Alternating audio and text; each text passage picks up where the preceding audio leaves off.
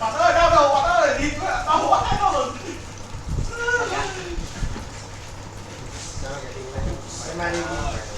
Em bắt cốt là gì đấy nha. Chết cơ. Anh đi chơi đi. Con đừng ăn tốt rồi, trước khi nói xong quá mẹ luôn. Vì xong cái này nó không nhảy này. Cái này nó không chuyển. Cái này nó không chuyển. Chơi game khác nó vẫn để cái này này. Sao có đâu? Dầu nó đâu? Ơi, đây là có đâu? Cái mía này. Ơi. Ôi, bắt cốt là gì đây? Ôi, một ai gửi thế này?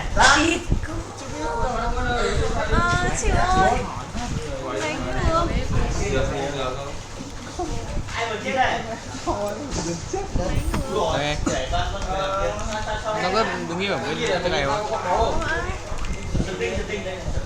Đây bạn đây. Ôi, ai là kết rồi đây?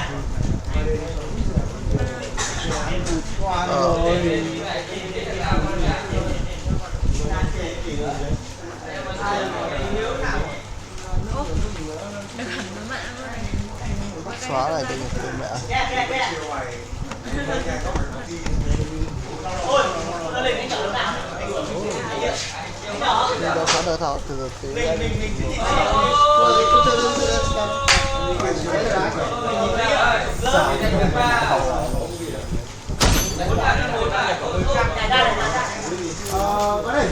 máy bên kia sửa và tiến trước mình bây giờ sửa mình máy sang máy kia được không? Máy này mày đã bị rồi. Đừng lấy người bị một lần xong cái kia vừa chỉnh hôm nay bị tiếp này. Hết rồi. Bạn nào đây? Đi, vào đưa hai đi. Vào con đâu? Thấy hai lần thấy bắn mới rồi. Thôi. Ui. Có tháng cái này. Tháng cái thấy người. Ăn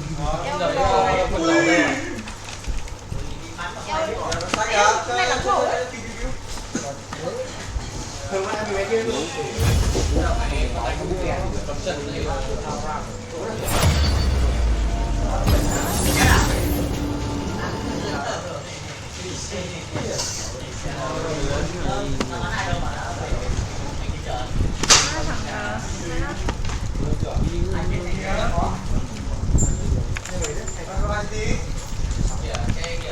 Chuyển hết 628 đấy. Thế là có được đi cùng cao không? Đấy phải đầu đi.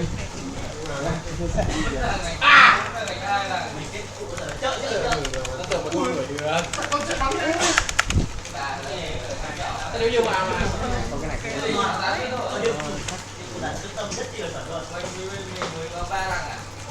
vào thế nào đây? Mày còn em like Ra đi để anh làm mà. Hai là mày lại đầu là. tiền ra tích nước mắt mà.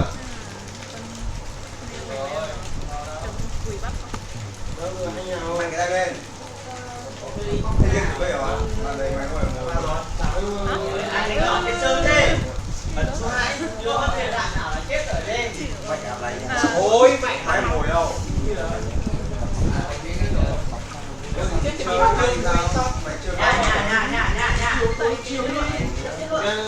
Ô đi ai đi ai đi ai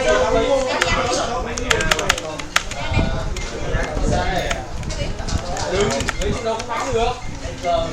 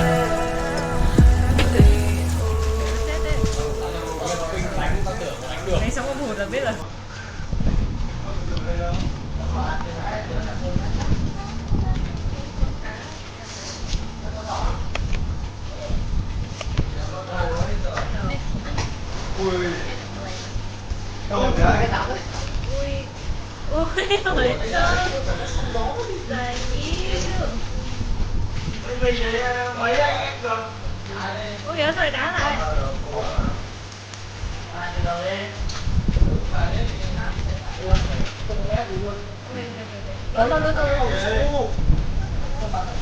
Câu này của tao mà, câu của tao.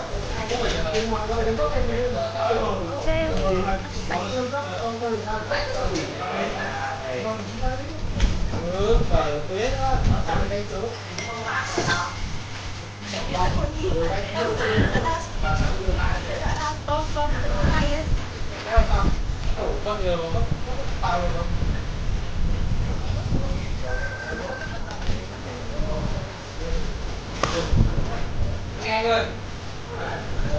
Đi. Ok. Có. Nguyen nó ở đâu? Đang có 3 tháng từ nha, tự thấy không?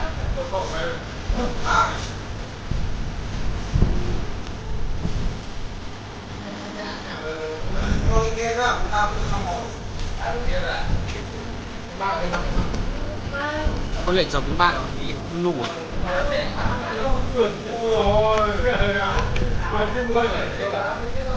Cái này ba cái cốc này nó ăn. Con dòng ghép được câu á? Cái cốc này cốc gạch. Câu để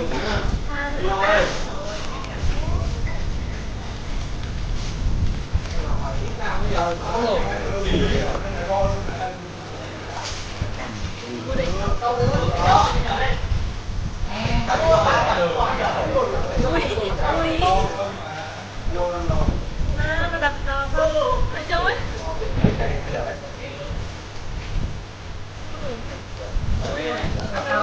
Tao vẫn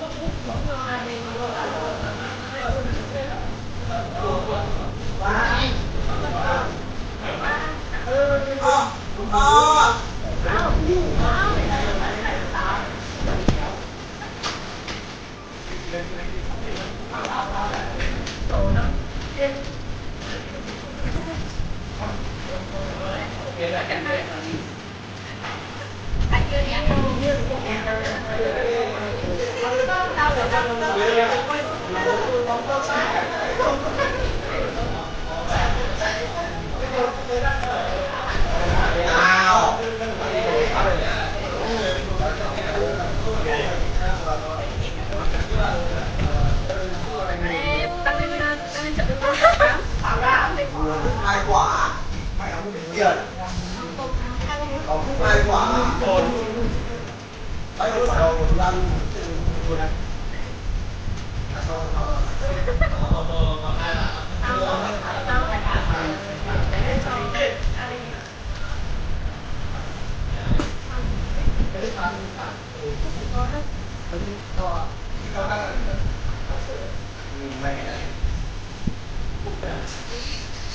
mày gì vậy? Mày này.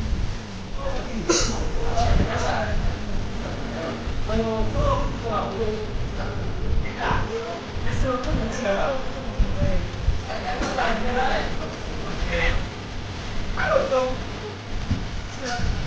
Anh xương một người.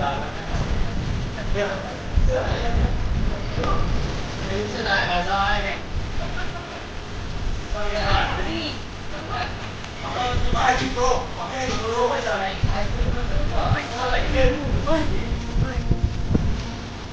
Ôi, đằng sau.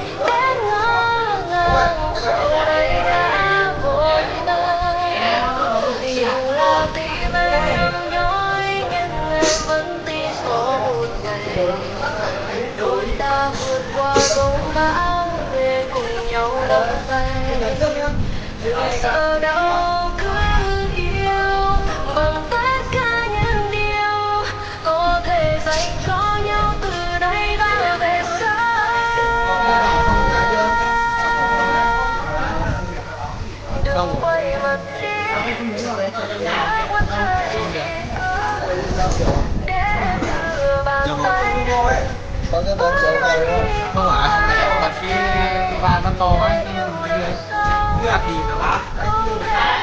Giờ áp mùi thì nó đâu thôi.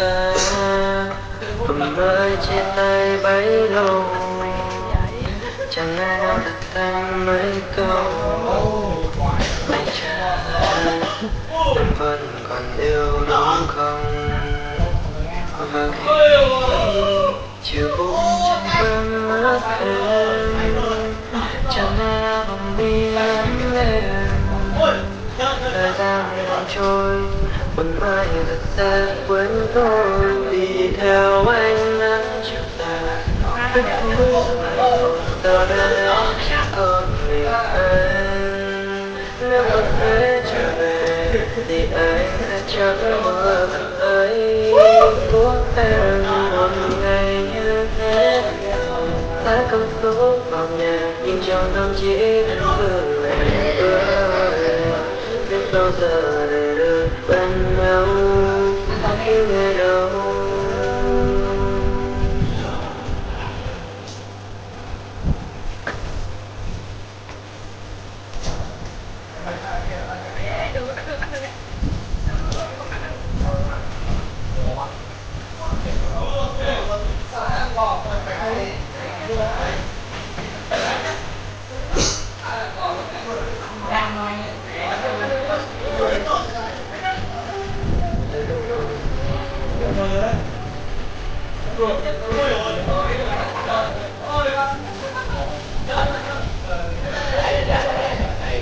Có phải ta đang chỉ vào hỗn độn chỉ để tìm kiếm một lý do? Riêng anh thì vẫn li quay trong khoảng vô định của thuốc lá và men. Tại sao ta lại chậm chân vào nhau cảm xúc của riêng mình khi đó? Đã bao lâu rồi anh chưa biết những âm tiêu như thế vào đây, nhưng anh chỉ tàn với xuân con phố mưa rơi nặng nề chẳng thể nào hay. Vậy đã mất bao lâu để thôi nghiệm nói tất nhiên anh đã mệt rồi, một mai em sẽ hiểu được. Đi theo anh nắng chiều tà biết vui sao nơi đây chỉ còn mình anh, nếu không thể trở về thì anh sẽ chẳng bao giờ bàn tay của em, giờ đây ta khép vào ngồi anh nhiều tháng không mà em đã mang ta, tất cả tình mình vẫn thế như anh chiều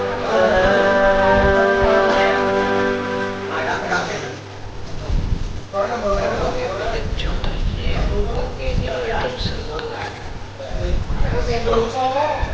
Khi ta hiểu thôi thì mối tình nào cũng có thể hậu về. Ta không thể chiếc xe nào đủ đến lúc phải dừng lại. Cảm ơn em đi cùng anh trong sự mà tình vừa qua. Không gì hơn.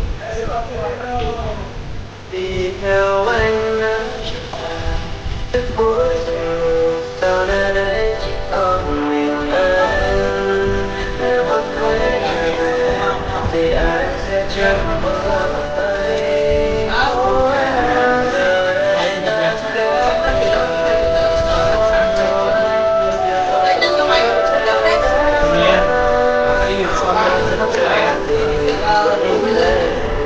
như anh chiều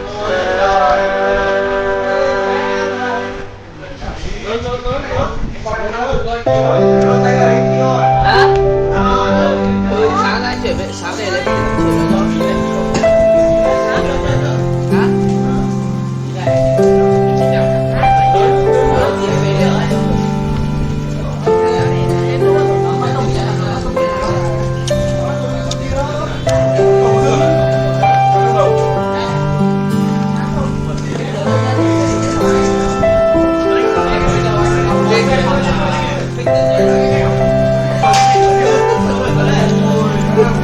Picture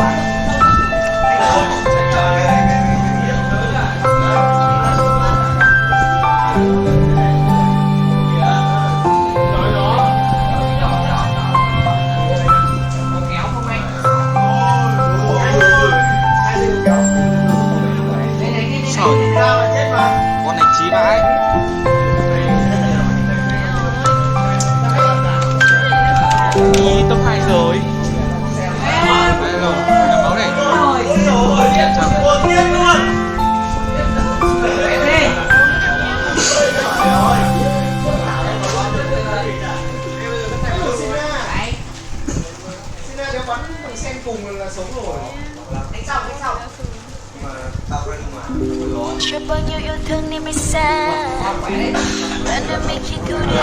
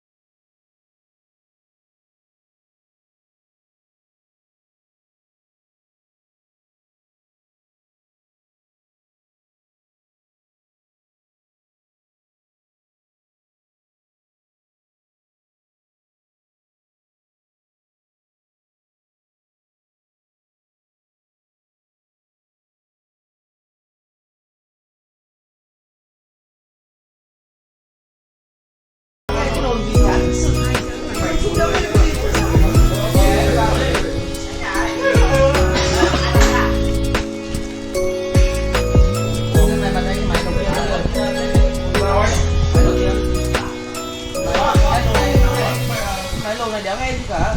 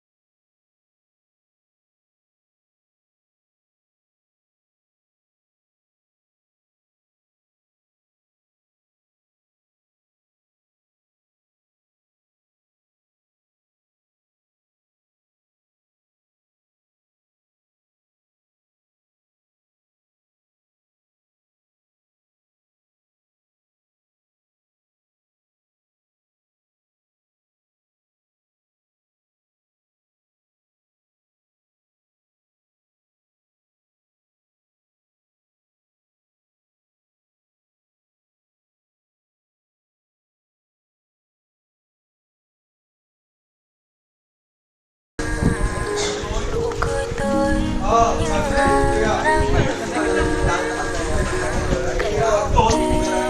ngàn nắng anh xanh tận cùng mấy thu rồi cành hồng đến nay héo mòn, cánh hoa tàn tình tan và em bay theo gió bàng hoàng trái ngang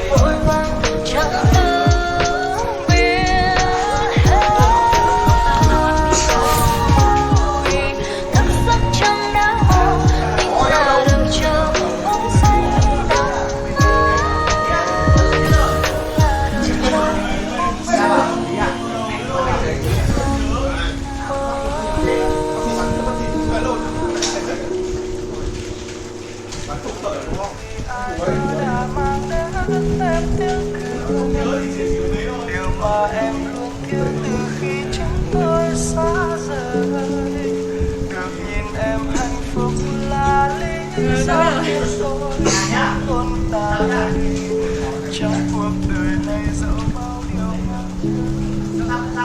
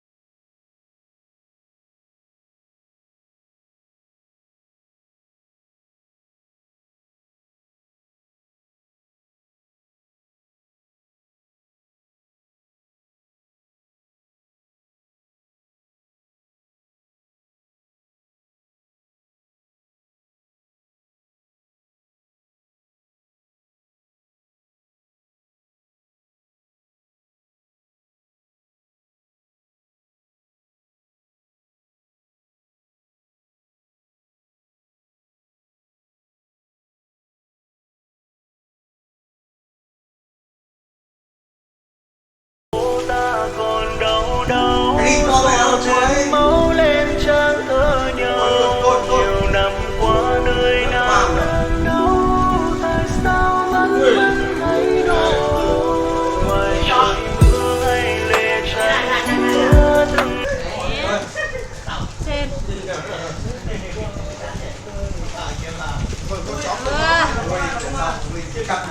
Chết gì?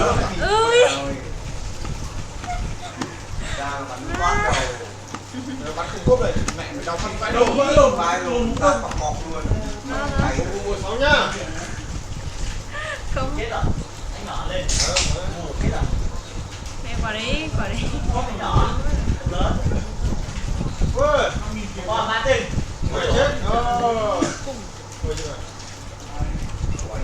Rồi. Dừng đất. Dừng vào cái quả. À, bên đi rồi.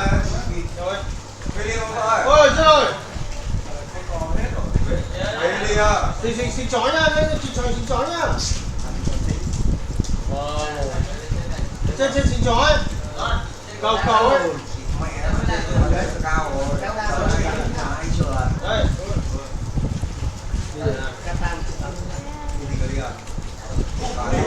Ngồi xa quá.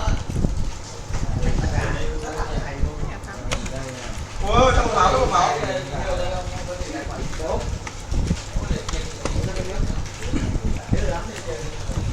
Ôi. À kỳ. Cầm cái má. Đụng sau. Nó đụng sau phù rồi. Lớn kìa.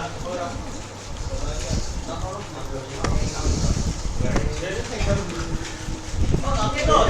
Cầm này nghèo ấy. Ôi trời ơi. Ôi trời ơi. Đâu rồi.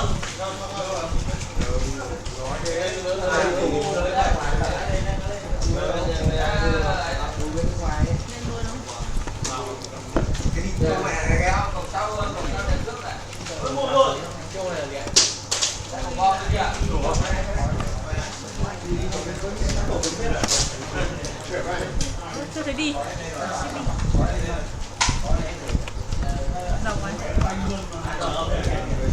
Ôi danh vậy luôn.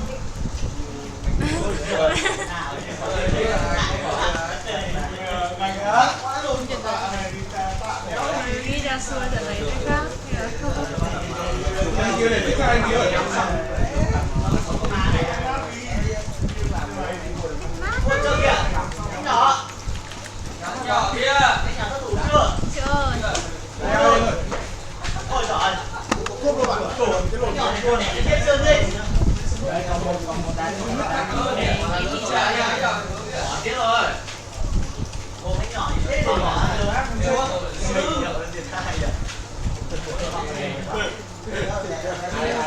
Từ. Tôi tặng bạn này là chó à hả? Tôi vô à? Với phải chắc là lớn nhá. Ôi nhỏ. Nhiều lắm đấy. Vãi lồn. Ôi nhưng mà ôi rồi tháo giống à? Bom à?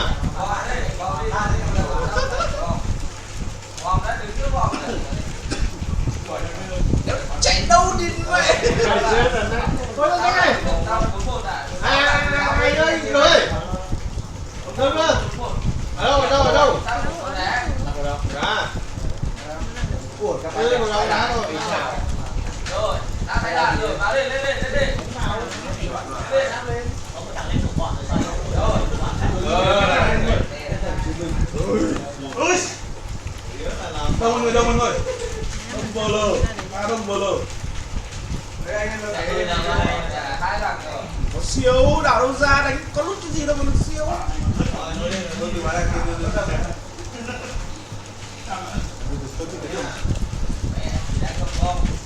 mẹ. Cái Con lợn đấy chứ. ui rồi. Đâu đấy? Chưa gì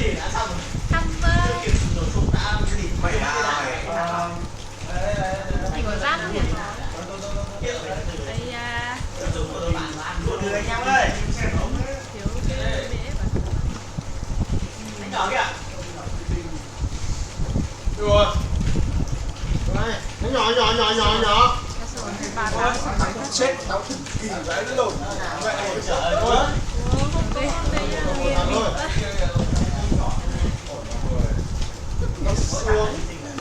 Nó xuống bạn ơi. Ôi.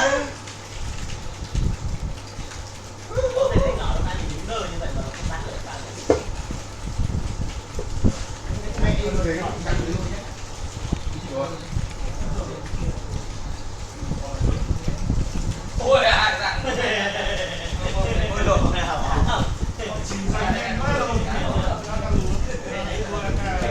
Sau.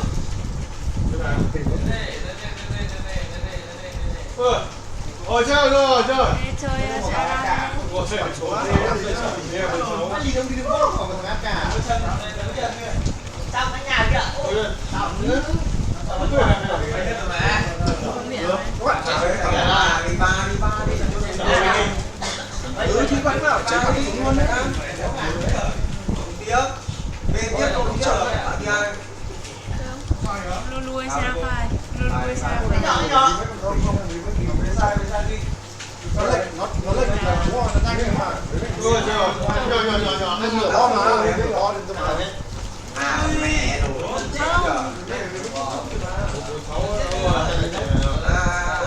Không đi mấy được nữa. Có thời gian nữa. Game này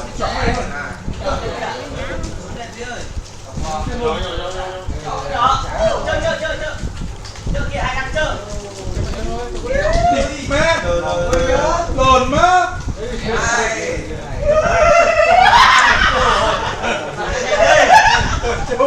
Trung đô. Nhanh vậy. Ở đây còn ba đi. Ôi trời ơi. Anh ơi một vé này tí đâu mà. Vào thôi. Tại lúc này đưa. Này, cứ cho khẩu súng này, ai giúp tôi với này. Hỏng rồi, nhà kìa.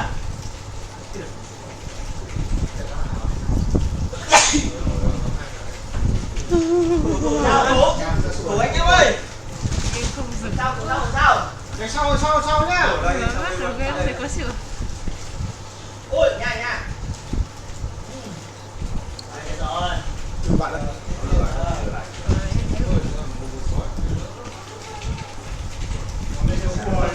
Sao kìa? Bây giờ cái con 12 rưỡi rồi. Thời gian chậm.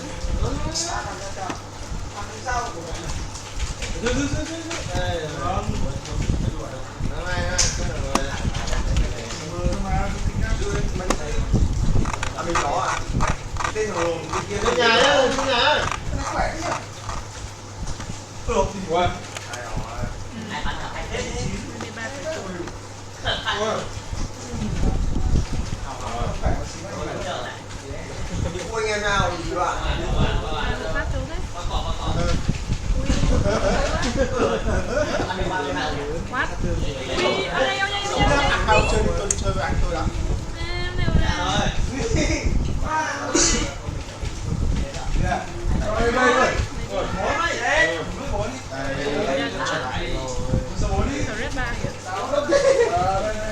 Bây giờ ai?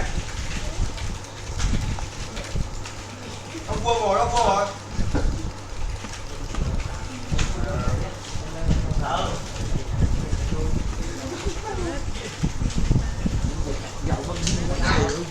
Sao buổi này chỉ lúc à? Thời gian Vào cái này nó mở. Vậy mà Chắc đi. Mấy chung dậy. luôn. Lúc sau anh kìa.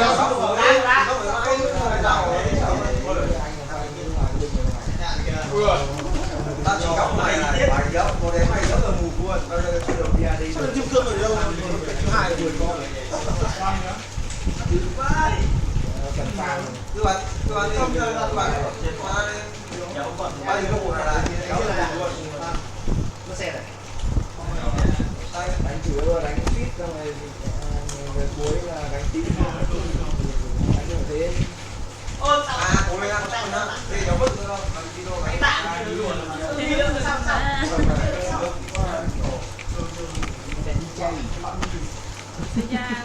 Chơi được. Chơi được rồi.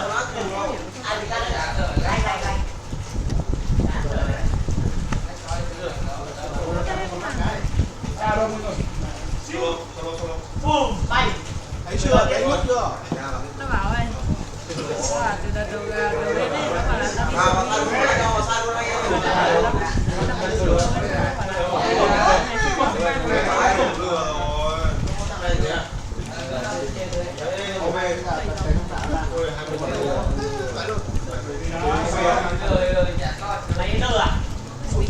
xuống này ra, lớn. nghề một mình nói gì. Nắm đây. Chợ rồi. Đâu? Anh đi hết Tao ơi nửa rồi. Bom này. Không có lăng gì lạ mà. Em bà.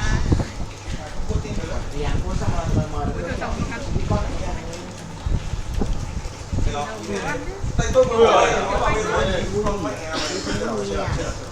không biết tôi đây tôi tách cái bảo mà tách coi nghe mười trong vào cái kia luôn Mất thời gian quá. trông là thấy chết rồi không vào đây hạt đẹp mà nước a đấy đi Cái quạt đi đâu đấy? danh gì Thì giống gì? đường rộng luôn sẵn nào rồi nó vào cái kia rồi Nha.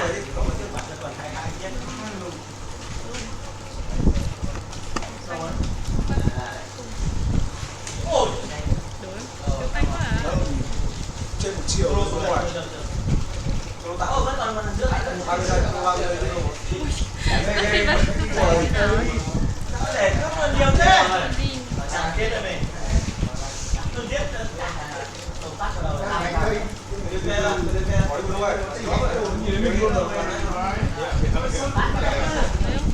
Cho nó có rồi chết. Tao Cho nó bỏ vào nó chết luôn. Bên trong là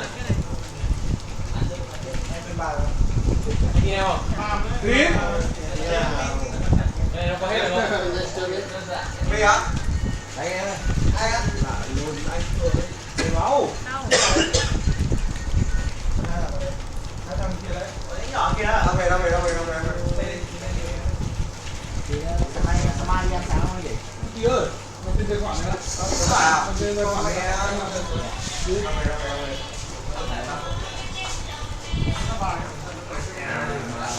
Lô anh đấy. Ui, con đi ra đây. đường sai phóng bị về nó rồi Dừng nó kia. nước một Hai lớn nhá. Bóng thật. đi Này. 15 tiết thôi. 15 tiết 46. Ui giời. tốn mà. Đánh vừa cái đó cũng chẳng nữa. Người nhà khóc rồi. về vây Nhỏ kia. mở cửa Ô, tủ lớn đây là cả. trả đánh đồ mấy đồ gì cả chắc nghĩa là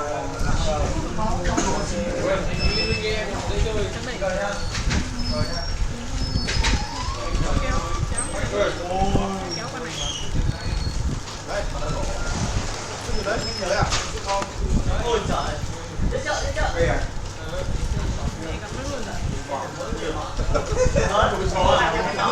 Chị Hoàng lên cổng sau. thiếu Ba cái đồ này kéo rồi. ui Ôi gặp nhau. Ôi, ai ăn đây?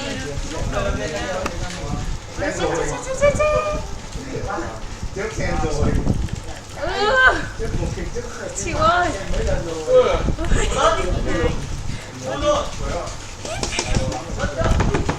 Cái chả đấy đưa vào một chai rồi em bị ổn.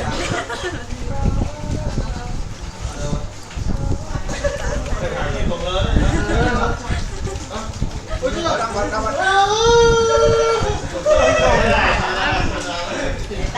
Nguy hiểm quá. Đâu mà không lên về. liền luôn. Sao cứ có 2 tiếng thì mẹ vừa xem chuyện rồi. Đấy, thì mình bắn ra thì mình nhắm lửa nó không dập, nó không rớt, nhưng mà nó dập là rớt luôn. Ngoài nếu phách đâu, nó tưởng chắc chay thôi à. Thì như thế kiểu biết cái chiếu chạy luôn đấy. Ôi trời. Thả lớn cái nhỏ. Lốc luôn. Lốc con em. Nhìn thấy à? Xanh huyết kiếm kỵ sĩ. Ôi, sáu đâu đấy? Đấy. Ta gọi đây là số phận này.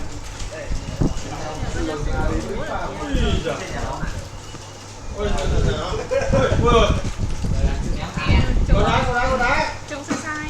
Ôi rồi. Ôi đừng đi. Trên cầu đá. Nhà nó Trông đấy nhở? Xuống đâu. Này. Ai đâu? Ai là người đâu?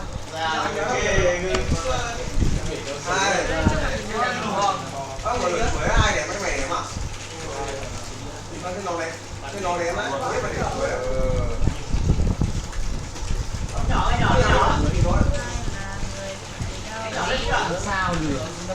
1, 2.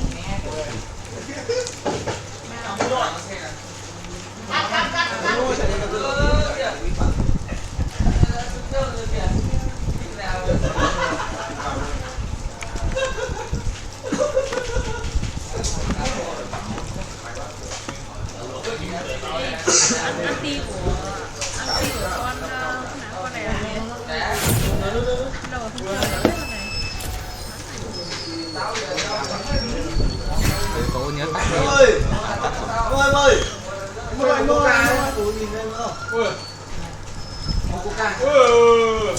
một tiếng 1 phút.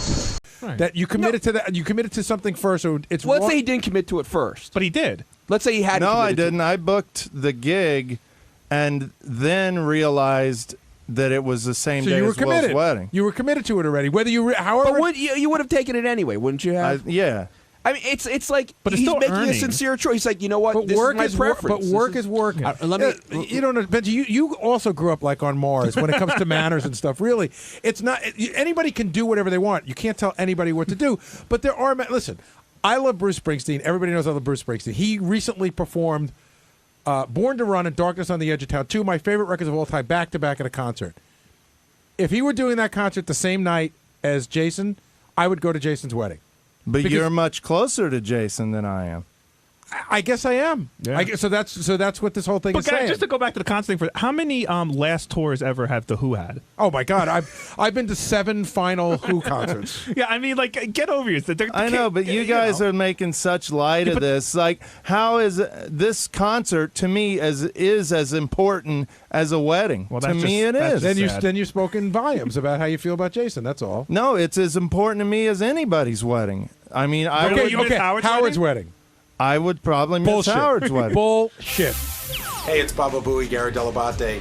On Wednesday's wrap-up show, we had Sal the stockbroker in, and everybody loved the bit he did where he went up to Harlem and asked people, why they're voting for. And then Sal goes on to explain why he's voting for who he's voting for and all he learned about the candidates.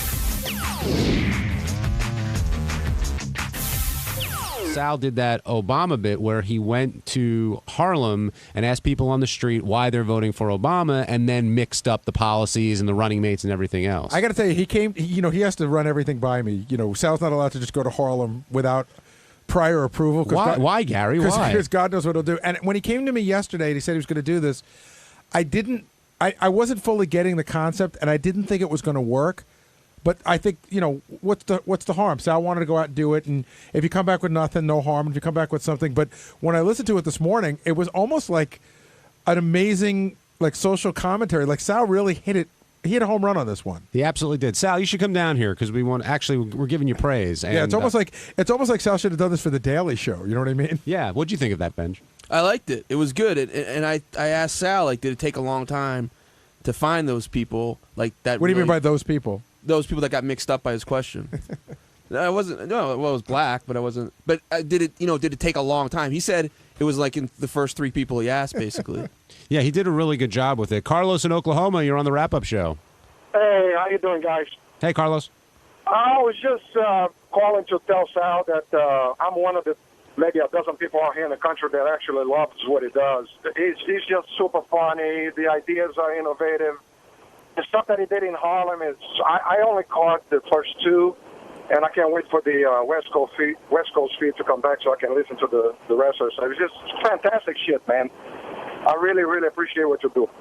All right. Too bad Sal didn't hear that. I mean, hopefully he'll hear your compliment. And, yeah, Sal, you hit one out of the park, so congratulations. Sal Governale now joining us. Sal, you just got a really nice call. I don't know if you heard it. A guy from Oklahoma said he loved your bit and thinks you're great. Oh, thanks. Richard and I are actually working on some new stuff right now involving you, John. So. Oh, fantastic. Should be good. All right. So, but congratulations. You got. I mean, a lot of times you're in here and we're like, "Why'd you do this? Why'd you do that?" Today, you hit a home run. I thought it was great. I said it was social commentary. It could have been on the Daily Show. That's how funny it was and how sort of how intellectually deep it was. Although I don't know if you intended that, but you hit it right on the head. Thanks. So it was a lot of fun to do. How many of those questions do you know the answer to? You know, the funny thing is, I didn't know anything about it. I had to go to Jason to get the. I even forget that word now, which is so odd. What policies? The policies, yeah. Right. So I went to Jason because he's a political fanatic. So I said, "Can you give me the difference in the policies?" And that's how I learned about Obama. That's why I'm voting for him. Who's Obama's running mate? You mean Biden? And should we tell you the truth now that Palin's really his running mate? And what did you learn? Well, I learned that he's pro-choice. I know that. I know that he's looking to cut taxes for the middle class, which is very beneficial for someone like myself. He wants to get out of Iraq. You know, the funny thing is that Obama shares a lot of the same thoughts as Howard. They're pretty much on the same playing field. Yeah, it is interesting. I mean, Howard agrees on all three of those points for sure. Well, I don't know, two of those three. I don't know if Howard cares about the taxes because I think Howard falls into the 5% who won't be affected positively by that tax cut. But yeah, I think it's interesting because in the past I would have always said that Howard, without even knowing what who Obama was 5 years ago, Howard's sort of an Obama thinking type guy.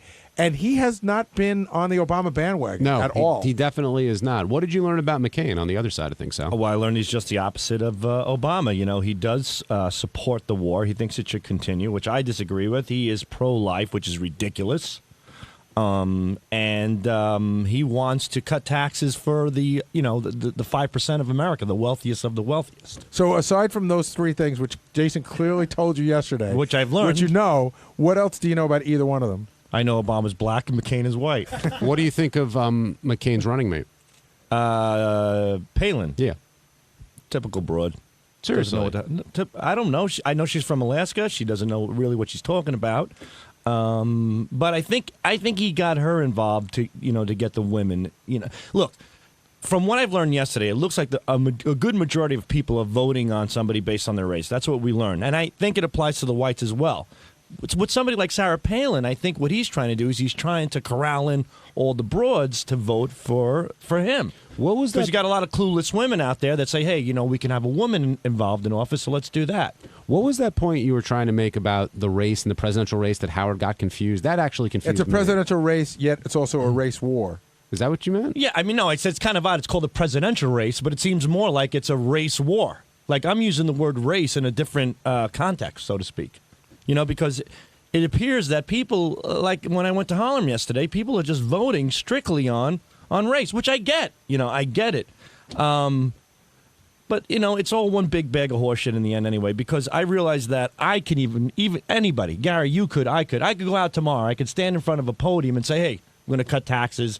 I want out of the war. So if you ask me, I think we should have 6 months of Obama, 6 months of McCain, like American Idol.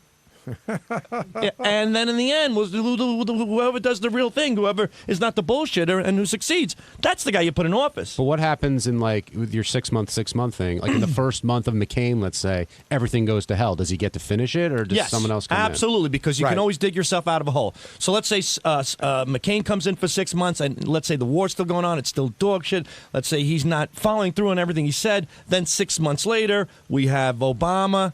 And we see how he does. And then the America is the American Idol voters. Sal is exactly right. Nobody told Kelly Clarkson to stop singing when she hit that bad note a minute in.